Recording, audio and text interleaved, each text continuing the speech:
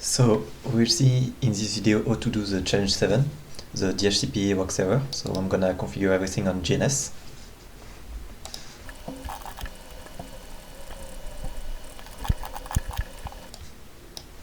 So we are here our attacker, the PC attacker, and here our PC victim. So we need to configure now the real DHCP server in the router. So it's what I'm gonna do.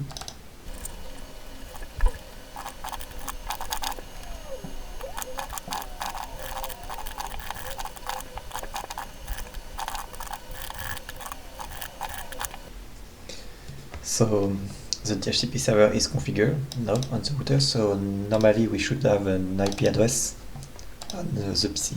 So let's check.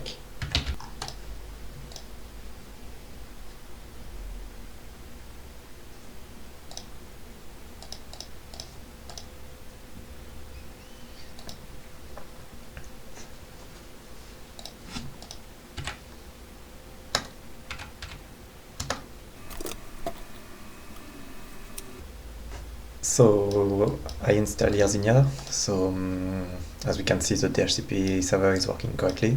So let's check on the victim PC if the DHCP server is also working correctly.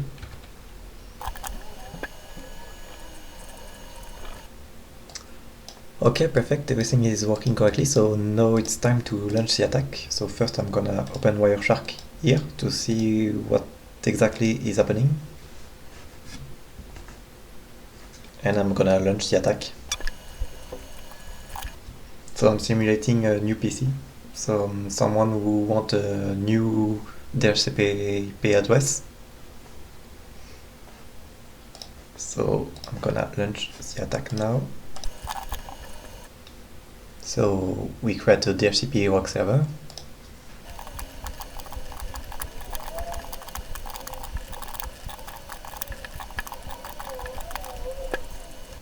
So everything is configured now. As we can see, the work DHCP server will give IP address between 107 and 120. And as a router and DNS server, I configure to everything go to the attacker. So this is the IP address of the attacker. So let's launch the attack.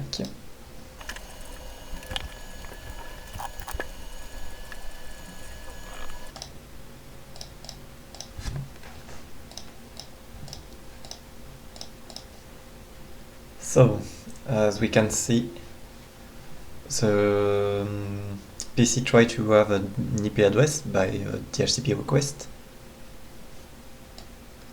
and we can see here on the Wireshark between the attacker and the switch that he tried to communicate with the attacker. So then here on Wireshark between the switch and the router, we can see that it doesn't communicate with the router.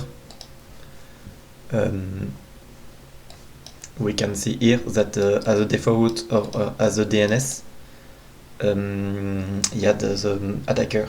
So he is only communicating with the attacker and not with the router. So the attack is a success because the attacker can see everything of what PC1 is doing now.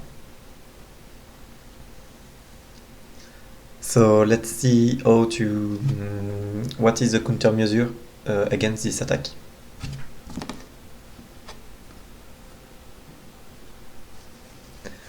So in order to mitigate this attack, we can go on the switch and we can enable the DHCP snooping. We can make some interface as a trusted interface. That means that the DHCP answer on trusted interface can the trusted interface can answer the DHCP request, but the untrusted interface cannot answer the DHCP request. So we are gonna put our attacker as an untrusted interface. He will not longer be able to answer to DHCP request, and we are gonna make the router with our real DHCP server as trusted interface. So this is a command to to enable the DHCP snooping. All the computers are in the VLAN 1, so I put VLAN 1, but we need to put the VLAN in which all the computers are. So now I'm gonna put the interface of the router, the real DHCP server, as trusted. So to do this, I go in the interface and I write this command. And now I'm gonna make all the other interface as untrusted. They are untrusted by default, but I think it's better to be sure that they are untrusted. And moreover, I will add a command to limit the number of DHCP requests they can do per second. So to do this, we have this two command. So this means that all these interfaces are untrusted, and we want to limit the number of DHCP requests they can do per second. So to do this, this is this command. So I limit at 10 DHCP requests per second. And we can check if everything is configured with this command.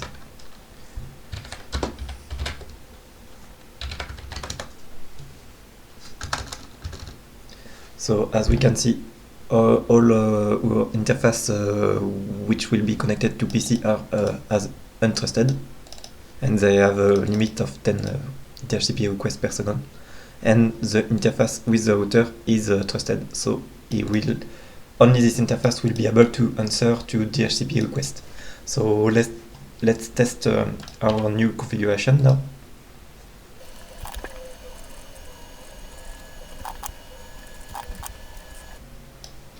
So the attack is still happening. So let's wire the PC to our subnet to see what's happening now.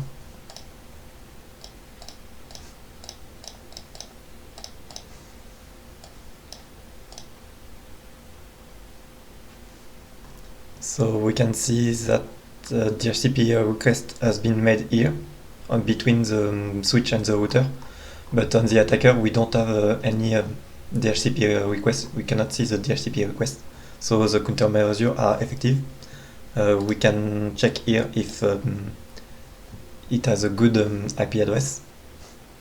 So let's check. And yeah, it's the router, so everything is working perfectly. The countermeasures are effective.